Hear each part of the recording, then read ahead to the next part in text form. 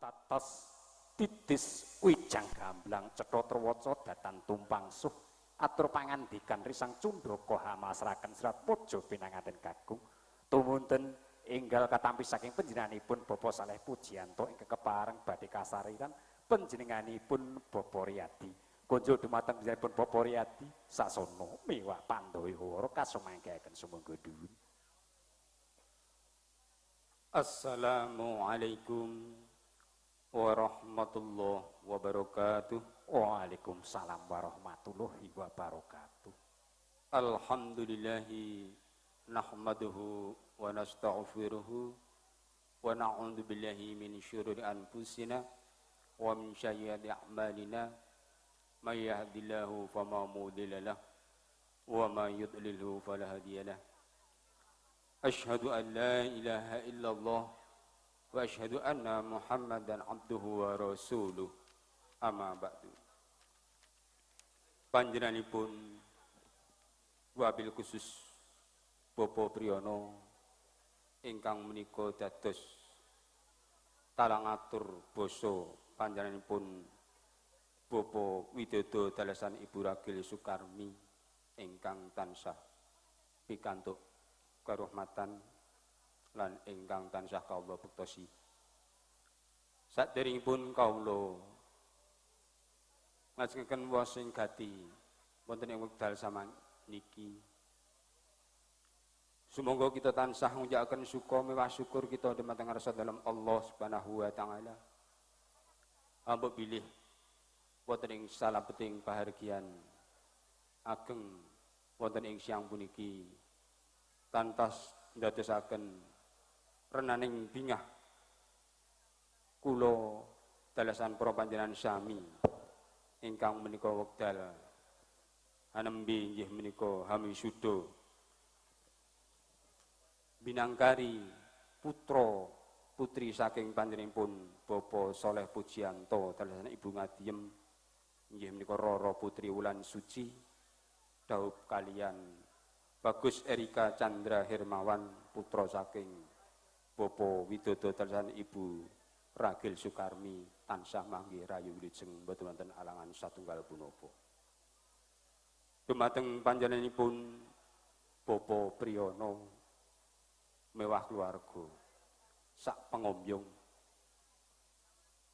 Kala wau panjenenganipun Bapak Widodo dalasan Ibu Ragil Sukarni hangaturaken salam taklim dumateng panjenenganipun keluarga Bapak Saleh Pujiyanto dalasan Ibu Ngadiem kanthi atur inggih menika wassalamualaikum warahmatullahi wabarakatuh.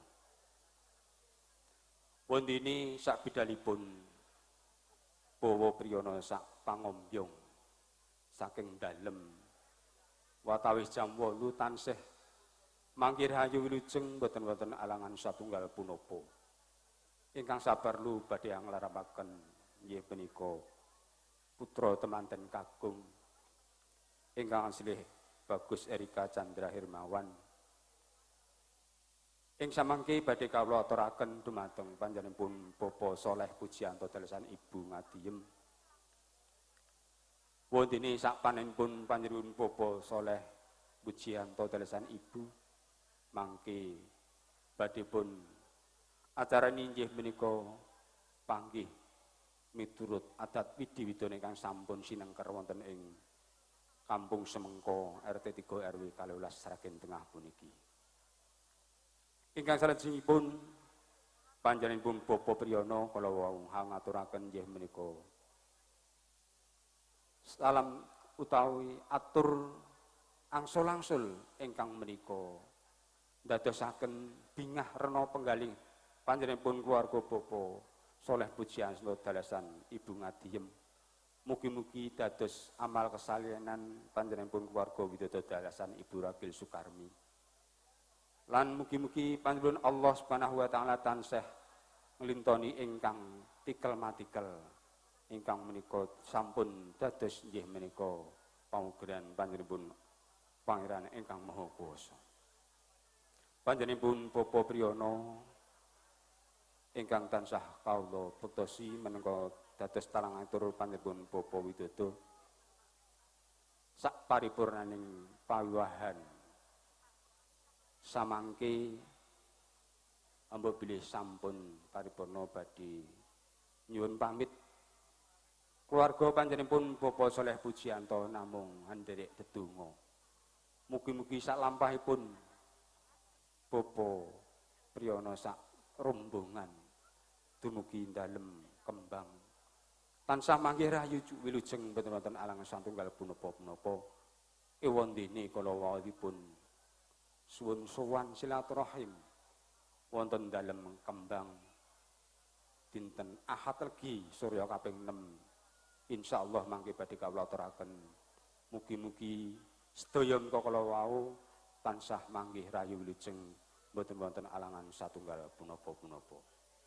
Ingkang pungkasan anggen kawula nampi kathah cecewetipun anggen kawula matur nggih awit saking jubluking panggenan kula kawula tansah mawantu-wantu nyuwun agung samudra pangarsami.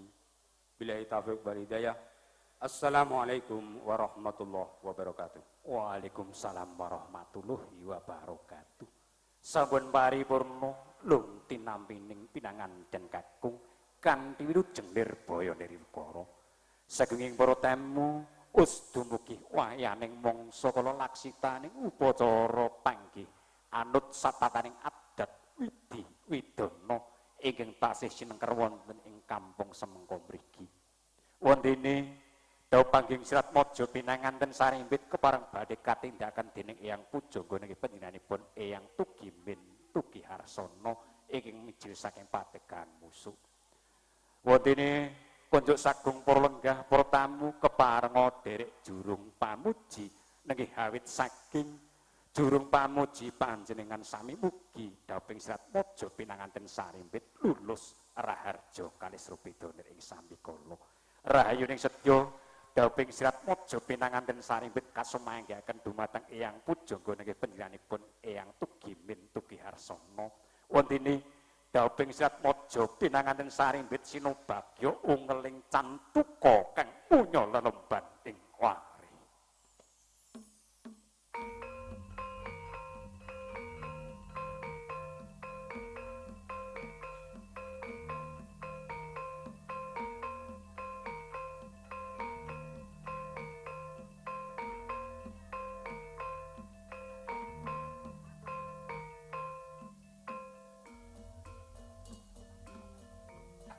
Wus dumugi wahyaning mangsa kala dumawaing kodrat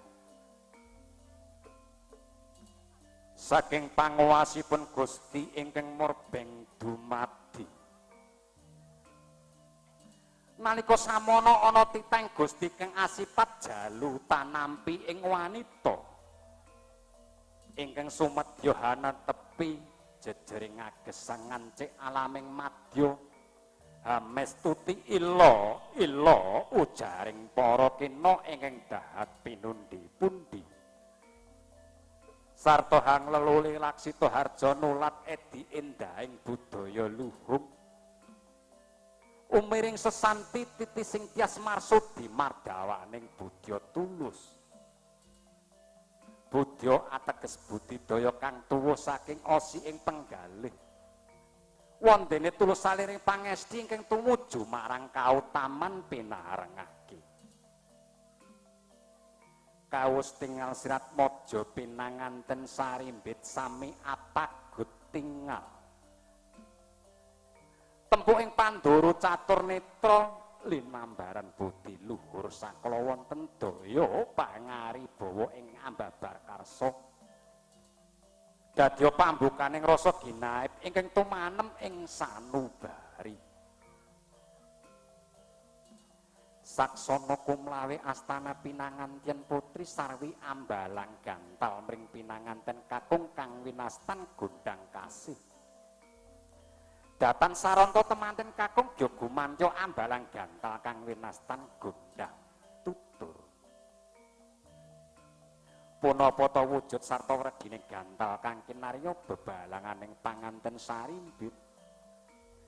pranyata wujuding gantal dumadi saking sedalinginting tinangsulan mawi wenang sarta pinilih suruh kang matepung rasa kang hamengku redi sinandi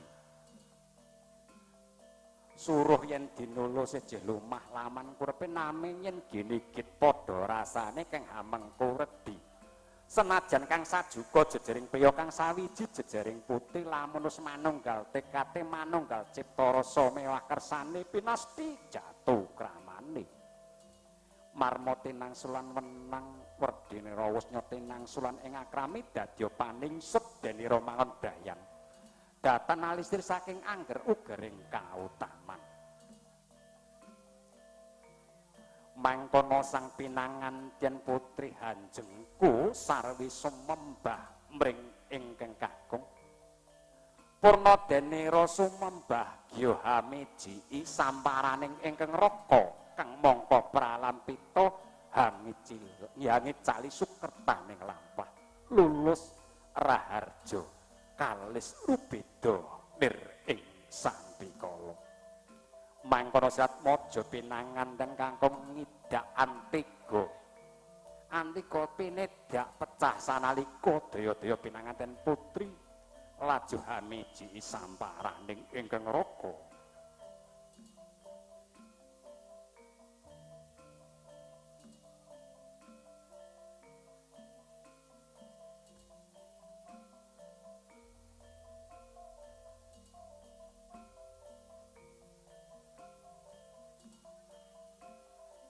paripurna sirat maja pinanganten putri nggenya hamiji samparaning ingkang raka mangkono daya-daya sirat maja pinanganten putri kepareng jumeneng saperlu jajar sumanding paripurna gading ingkang titilaksana panggih mangkono sirat maja pinanganten wis kepareng jumeneng jajar sumanding sarwi sineban sindur dening ingkang ibu pangastawane ingkang ibu putra temanten sarimbit tinuntun reng kautaman wani marang bebener wedi marang kanistan sang laras moyo memuji asung pangastawa umiring kang dawek winiwaha laju tindakira mancing mring sasana rilingga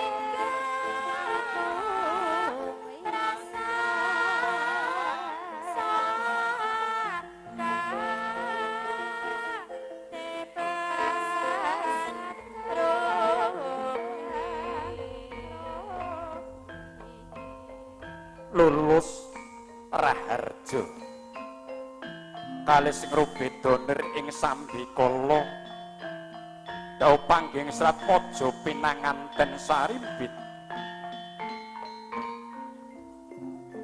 murih rancaking titilaksana dicara nyasi pirsa dumateng panjenenganipun ibu juru paes monggo kepareng nglajengaken kalumadhening adicara upacara adat robongan jangkep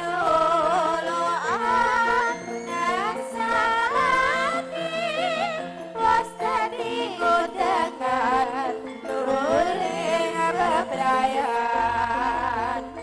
upacara adat rombongan kawiwitan upacara bobot timbang bilih bobot timbang makaten ramanipun pinanganten Putri Lenggah mangku tangan karangkulaken lajeng ibunipun Lenggah wonten sangajengipun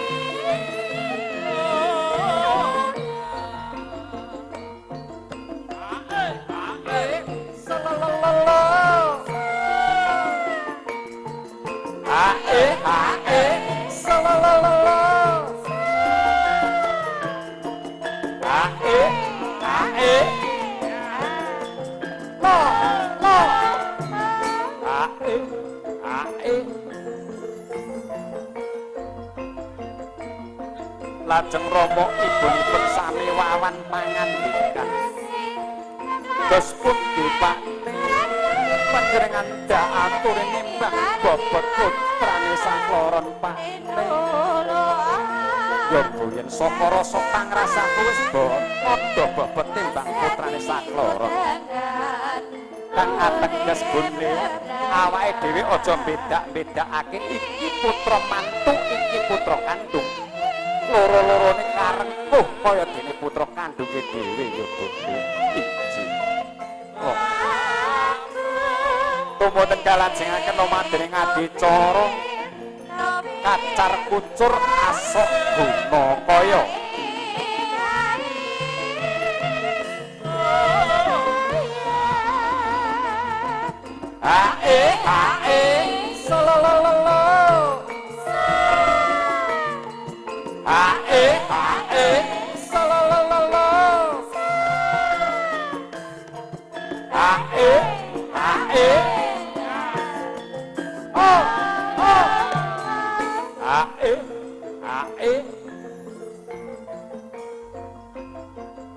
kacar kucur makaten hamengku pralambang bilih jejibahanipun pinanganten kakung wajib tanggung jawab dumateng adilipun woing pakarti kedah kapasraken dumateng ingkang putri semanten ugi ingkang putri wajib nyekap-nyekapaken guna kaya ingkang katampi saking lakinipun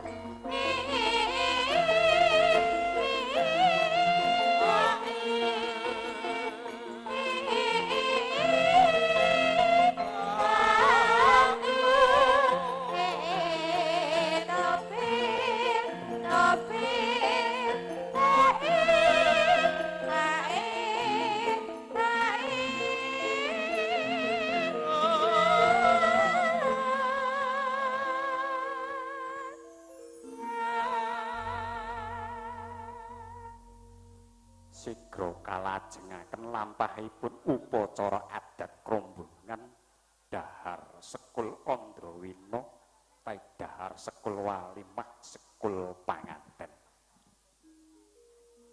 dahar sekul makaten putra pinanganten sarimbit sami dulang dinulang cekap kaping sepindah kiwala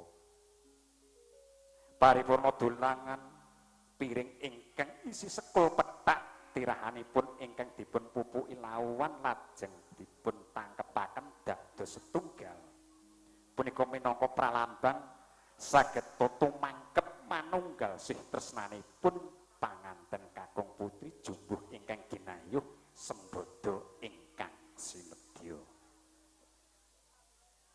sagunging murtanmu para lenggah ingkang tansah winantu sagung pakurmatan sampun paripurna dawuh pangging sirat mojo pinanganten sarimbit satuhu trepindo curiga panggih kalian warangka bebasan getih rong tetes balung rong ceklek daging rong tempel samangke wis manunggal dadya sajuga sang jejaga mewah sang kenya mangke wis manunggal ing karep nunggal sedya nunggal tekad nunggal ati nunggal raga nunggal jiwa paraning sedya ninggal alam jejaga mewah kenya saperlu sesarengan lelayaran ing samudraning gesang angayai darmaning kodrat Jejiring gesang maten kedah jejodohan minangka sarana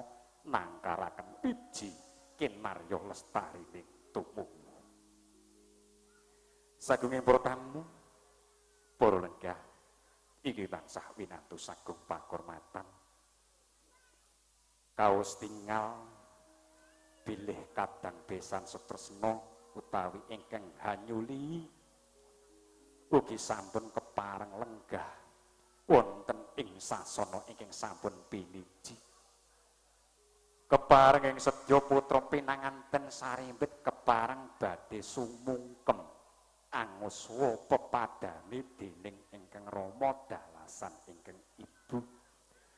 Boten pun keparengaken putra pinanganten sumungkem yen to taksih kadunungan sifat kandel ingkang awujud duwung ingkang taksih mapan wonten galigir wingkingipun putra pinanganten kakung kanthi makaten duwung ingkang taksih mapan wonten galigir wingkingipun putra pinanganten kakung kepareng badhe kalolos langkung rumiyin. Wontene ingkang kepareng hang lolos duwung nenggih panjenenganipun Bapa Miradi SAG. Kunjuk dumateng panjenenganipun Bapa Miradi SAG sasana mewah Pandayawara kasumanggihaken. Mangkono sungkemipun Sri Atmaja pinanganten sanimit amung nyuwun pamuji saking Rama dalasan ibunipun.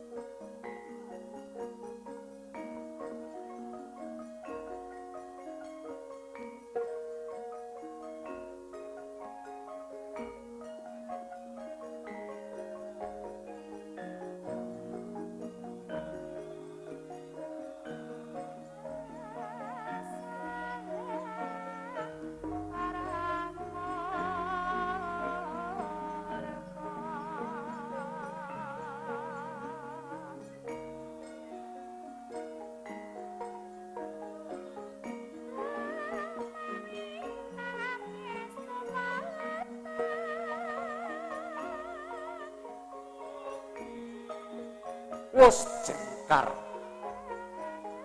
saking sasana palenggahan Sang Binagus pun Bagus Erika Chandra Hermawan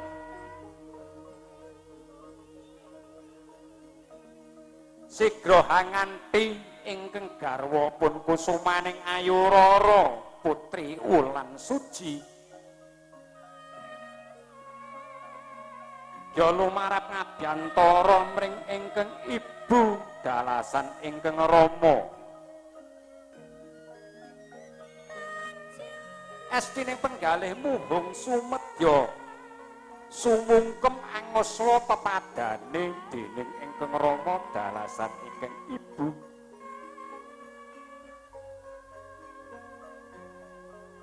Sigra tumungkul amari kelu yaya konjem ing Bantala wadanane panganten sarimbit. Tangkeping astagya sumembah ing jengkukanan sinartan ing cipta rumasuk ing sanubari. Hanya nyadong rumentange pangastawa saking ing Rama dalasan ingkang Ibu. Mrih estine Ndradeni Ramangun Brayan tansah hinayungan dening Gusti ingkang Maha Welas Tuwin Maha Asih. Lirsinan dalem ayang jroning galih dupi ingkang Rama Ibu ing muswa pepadane dening ingkang putra. Sumedhoting wardaya tan bangkit sinayu tan sakala ing elus-elus pamidhangane panganten putri. Sarwiwini wir-wir-wirik manik kanthi kebak ing rasa asih sutresna. Mangkono ngantos kawilijeng lesan saking ingkang putra temanten sarimbit.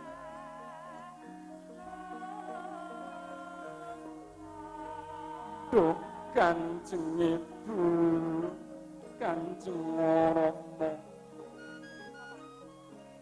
ingkang putra ngaturaken sungkem pangabekti Ibu Rama.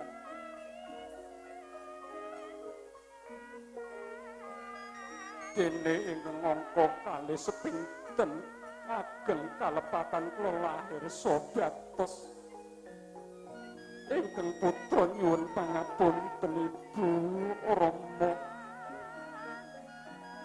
Dene ingkang kelajenganipun Ibu Rama ingkang putra nyuwun tambang berkah pangestu. Semanten ugi kula Ibu Rama.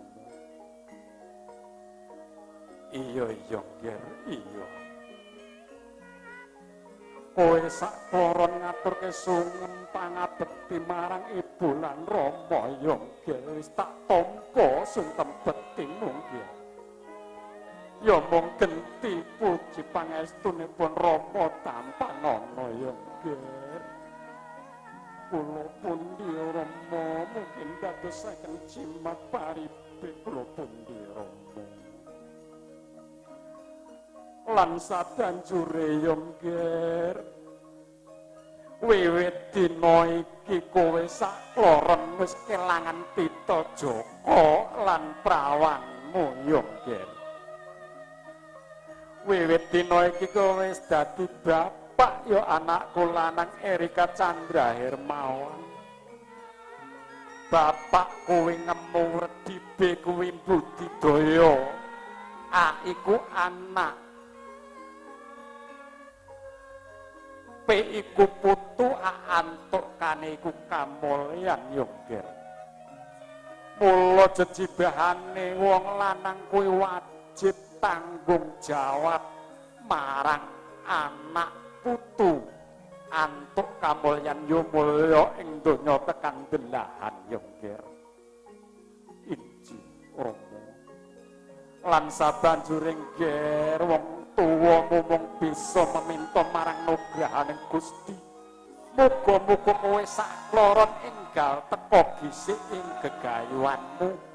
Kowe sakloron enggal pikantuk momongan ya Nger, mongko talining bale wis mung. Injih Rama Ibu. Wis ya Nger. Duga-duga padha digawa ya Nger, ngati-ati aja nganti lali ya Nger. Semono Nger aturipun Ibu lan Rama marang kowe. Injih Rama Ibu.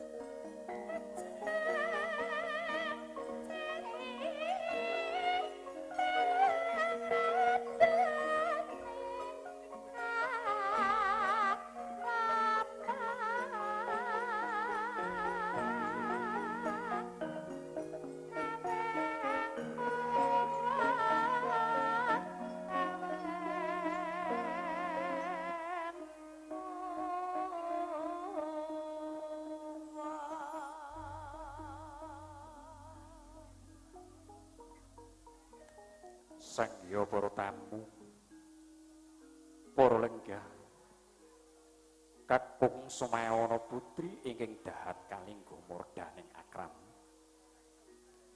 Us kepareng paripurna nggenya ngaras padha sirat mujug pinanganten sarimpit sumungkem mring ngarsanipun Rama dalasan ingkang ibunipun.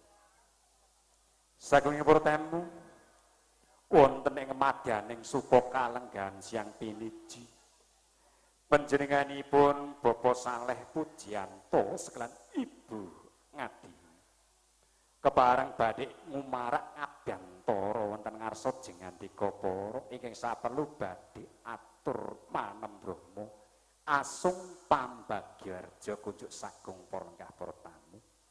Injih karana kabekta saking raos bombong miwah mongkok ing penggalih panjenenganipun Bapak Saleh Pujiyanto boten kasdu matur piyambak sih mangke menawi boten saged kawiyos ing lati namung kandhek wonten ing jangga mila awit saking keparengipun panjenenganipun Bapak Saleh Pujiyanto kepareng nyuwun sanjata pitulungan dumateng panjenenganipun Bapak Miradi SAG kepareng ngaturaken sing gati babaring sedya saking panjenenganipun Bapak Saleh Pujiyanto. Wondene jumenengipun panjenenganipun Bapak Miradi SAG kepareng jinajaran Kendali Rampit nenggih panjenenganipun nyuwun pangapunten iki kepareng badhe ngaturaken asung pambagyarja nenggih panjenenganipun Bapak Sugiman RW 12 Dukuh Sumengko mriki kepareng jinajaran Kendali Rampit amung rawuh kalih kemawa. Dumateng panjenenganipun Bapak Sugiman sasana miwah Pandayawara kasumanggan sumangga nuwun mangkono tindakira panjenenganipun Bapak Sugiman lamun cinandra kadya priagung ing Mataram.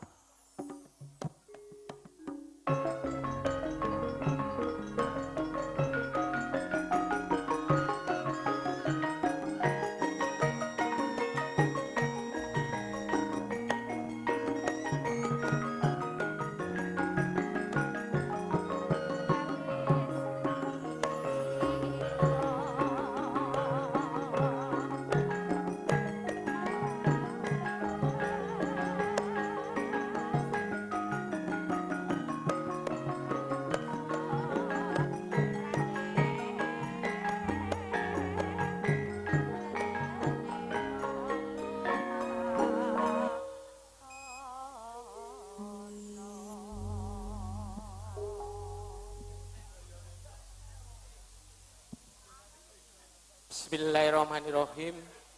Assalamualaikum warahmatullahi wabarakatuh. Alhamdulillahirabbil alamin wassalatu wassalamu asrofil anbiya'i wal mursalin wa ala alihi washabihi ajmain. Katentreman, karaharyon, kawilujengan, kebagaswarasan, kebahagiaan mugia tansah nyajiwa nyawiji dumateng kula lan panjenengan. Sagung para pinisepuh sesepuh ingkang sampun para ing pawas lebda ing pitutur ingkang tansah hanggung mastuti dumateng pepayanipun kautamen para pangembatipun praja satriyaning negari pinangka pandam pandungipun kawula dasih para purna karya labet negara, para alim, para haji hajah santriwan santriwati, para rawuh kakung semawa putri, langkung-langkung rombongan temanten ingkang mijil saking Kembang Desa Jetis Kecamatan Sambirjo Kabupaten Sragen Tlatah Sukawati lan boten katalumpen dumateng para muda taruna ingkang sanget kalau banggaaken kalau tresnani ugi dumateng kru rombongan campur sari maju bersama ingkang sedayanipun tansah kala bekteni kula hormati. Paripeksa kawula nggempil kamardikan nggenyo sami eca sakeca wawan pangandikan nggih nuhuni menapa ingkang dados dawuhipun panjenenganipun Bapak Saleh Pujiyanto dalasan Ibu Ngadiem kinen matur pinangka talanging basa talanging atur menggah menapa wigatos sing pahargyan wiwahan ing rikalenggan menika.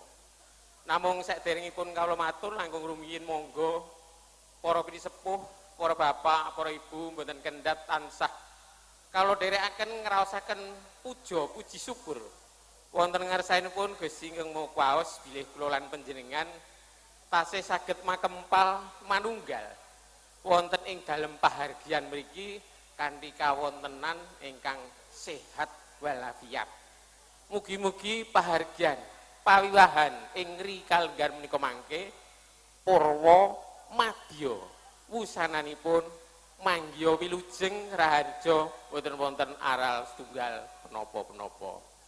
Sagung para pinisepuh, para rawuh kakung sama putri kang satuhu kula bekteni. Bebasan panjenenganipun Bapak Saleh Pujiono Sarimpit kajugrukan Wukir Sari seganten madu awit bingah birawanipun penggalih panjenenganipun Bapak Saleh Pujianto Sarimpit kerawan sagungipun para pisepuh, para bapak, para ibu saengga estunipun badhe matur wonten ngersanipun sagungipun para lenggah, para rawuh, para ibu, bapak ananging boten saged kumedal ing lati namung kandhek wonten ing satengahing jangga awit saking menika rikala menika kawula pinangka talanging basa, talanging matur wonten ngersanipun sagung para pisepuh, para bapak, para ibu. Awit saking menika mugia sugeng rawuhipun wilujeng rawuhipun sedayanipun katur dumateng sagung para pisepuh, para bapak, para ibu mugia tansah dipun sekecakaken anggenipun sami lelenggahan kanthi mardina penggalih sinambi mbok bilih monggo unjukan dalasan daharan ingkang sampun katur napa dening ingkang badhe katuran unjukan, katur unjuk lan katur dahar. Ananging panjenenganipun Bapak Saleh Pujianto Sarimpit panampinipun panjenengan mbok bilih kirang nuju prana wiwit saking mbok bilih gupuh, lungguh, aruh, suguh dalasan rengkuh kirang trep kalih penggalihipun sagung para pisepuh, para bapak, para ibu lantaran kawula nyuwun lumunturipun sih samudra pangasami ingkang sak ageng-agengipun. Sagung para pisepuh, para bapak, para ibu menggah menapa wigatos sing sedya panjenengan dipun rawuhaken wonten ing dalam pahargyan wiwahan menika. Sinaosa panjenengan sampun ngawuningani wonten ing Serat Kintaka swanten napa dening Jawilan boten wonten awonipun menawi ing rikala lenggan menika kawula ngaping kali. Roro Putri Wulan Suci. Jauh kalian bagus ingkang sesilih nggih menika Mas Erika Chandra Hermawan putranipun panjenenganipun Bapak Widodo dalasan Ibu Ragil Sukarmi ingkang mijil saking Kembang RT Tunggal Desa Jetis Kecamatan Sambirjo Sragen Tlatah Sukawati Surakarta Hadiningrat. Awit saking pandonga pangestunipun sagung para pisepuh, para bapak, para ibu, kirang langkung kala wau tabuh 8 temanten Sarimpit sampun kaijabaken manut miturut widi-widana ing tlatah semengko Raden lulus raharja boten wonten aral tunggal menapa-menapa dipun lajengaken mbok bilih kirang langkung tabuh 11 wau dipun wontenaken pahargyan wiwahan panggihipun pinanganten temanten Sarimpit ugi lulus raharja wilujeng boten wonten aral tunggal menapa-menapa. Awit saking Bapak Saleh sanget gadhahi kekudangan. Mugi-mugi temanten Sarimpit enggal pikantuk momongan ingkang jumbuh kalih programipun pemerintah inggih catur warga. Liripun catur sekawan warga menika kulawarga saged warga menika saged keluarga ingkang ndadosaken keluarga sakinah mawaddah warahmah Allahumma amin. Mekaten Ibu Ngajiem sampun dipun sengkuyung dening para muda, para dharma, para istilah tangga tepalih ingkang awujud menapa kemawon menika dharma para tangga tepalih mitra sedayanipun ingkang arupi menapa kemawon mugia tansah pikantuk liru ingkang sakmurwat saking Gusti ingkang ngaturaken panuwun ingkang tanpa pepijah. Sagung para pisepuh, para bapak, para ibu, pemilih kalian para kuda, para keluarga ngawontenaken bebadan milunggan ananging panjenenganipun Bapak Saleh Pujianto nggih namung menungso limrah dumateng penggalihipun sagung para rawuh, para sepuh. Panjenenganipun Bapak Saleh Pujianto lantaran kawula kula ingkang maju bersama ingkang saking tlatah Karangmalang daerah Sragen saking menika atur mangke bilih para pangombyong badhe atur pisungsung nyumbang lagu sumanggaken. Konduripun derekaken sugeng kondur dumugi dalem soang-soang manggih wilujeng mboten wonten aral tunggal menapa-menapa.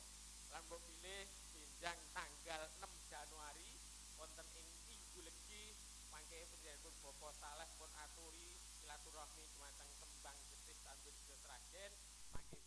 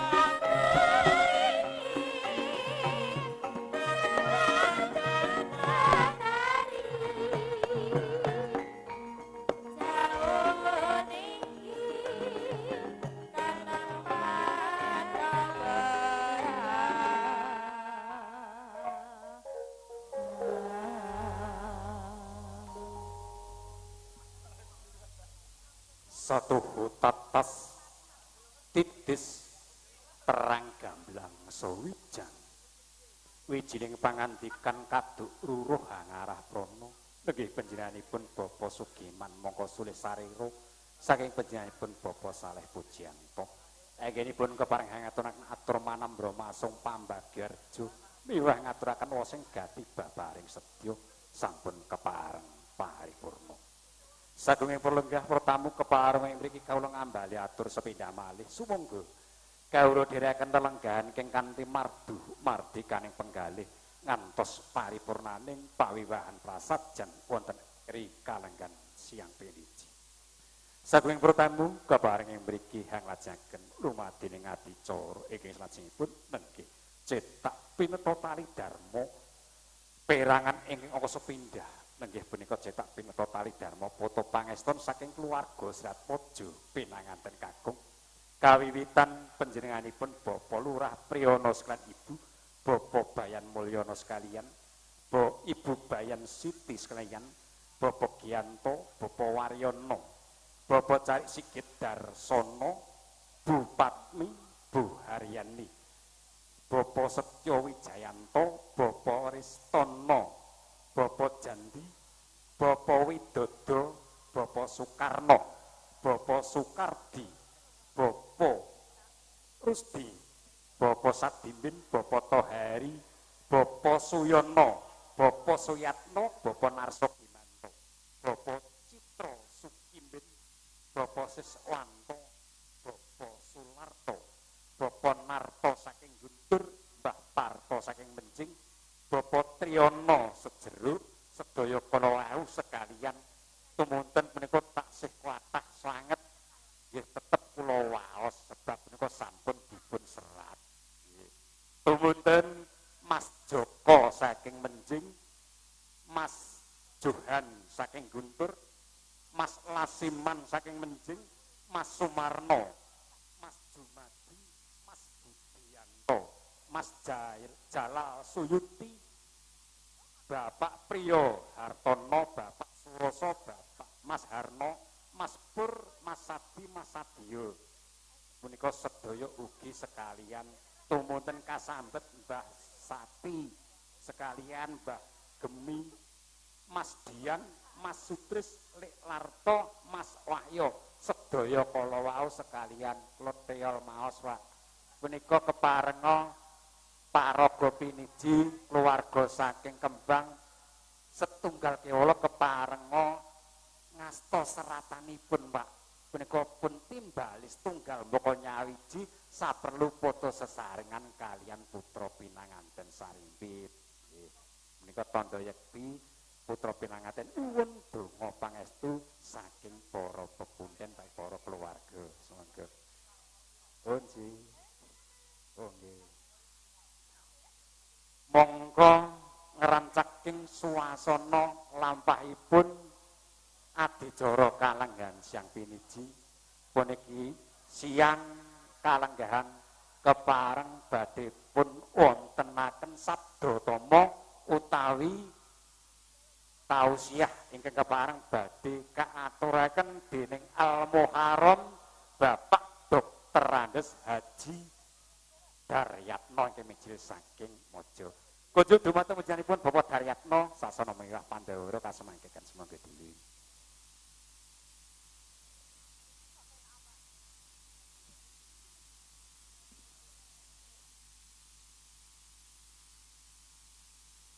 Assalamualaikum warahmatullahi wabarakatuh. Alhamdulillahilladzi karramana bil Mustafa Muhammadin habibina ya sayyidi salatu wassalamu alaika ya raufu ya rahim la haula wala quwata illa billahil aliyyil azim amma ba'du. Hadratal muhtaramin para ngalim ulama para kiai ingkang sulistya ing sisi priyagung pangemban-pangembat wasesaning praja tungkakul mar'atul yarbangin limaliha wali hasabiha wali jamaliha wali diniha fatfar bidati dini paribat yakat. Nek pragunan dadak kilo pelok 6 langsung malaran yo. Lamun sira nadya malagrani amang kuat pamilih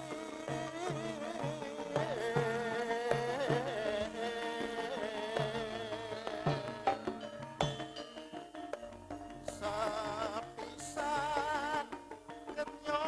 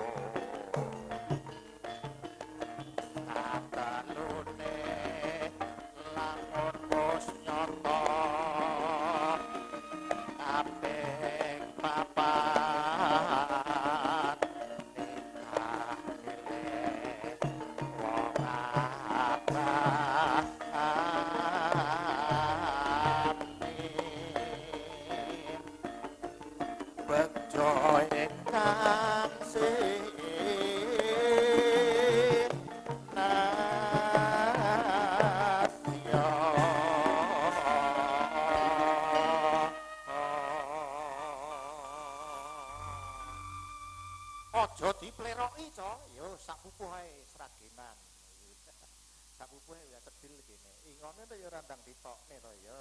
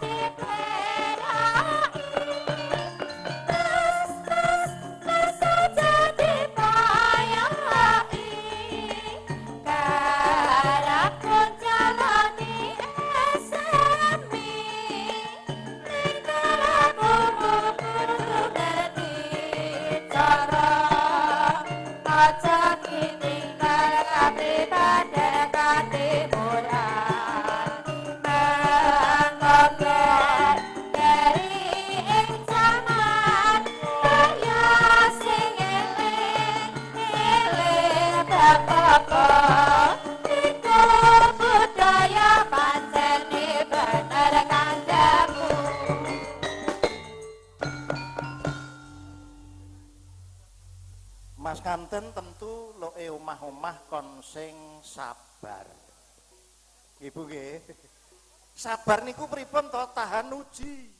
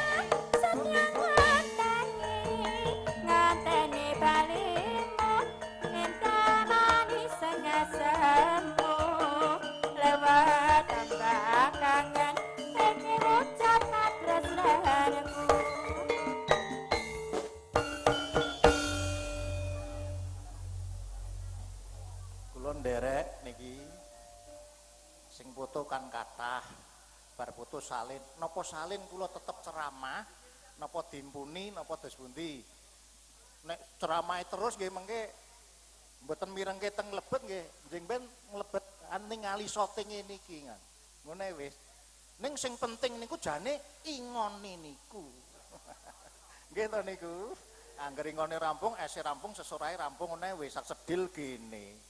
Niki cucuk nggih Bu, ibu-ibu nggih Bu nggih. Walah, campur suari pasugatan komplit neng mubaleke barang. Mongko ibu-ibu nyumbange mung 10 ping 4.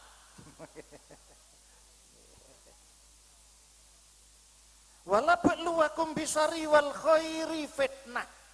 Yekti ingsun Gusti Allah bakal nyoba marang para menungso kanthi rekoso lan kepenak iku minangka ujian. Supaya lulus ujiane dos pundi Mas nganten nek dong nandang rekoso resepe sabar narima. Ingkang kita andharaken kala wau. Dene kepenak pikantuk nikmat wajibe ngucap syukur alhamdulillah.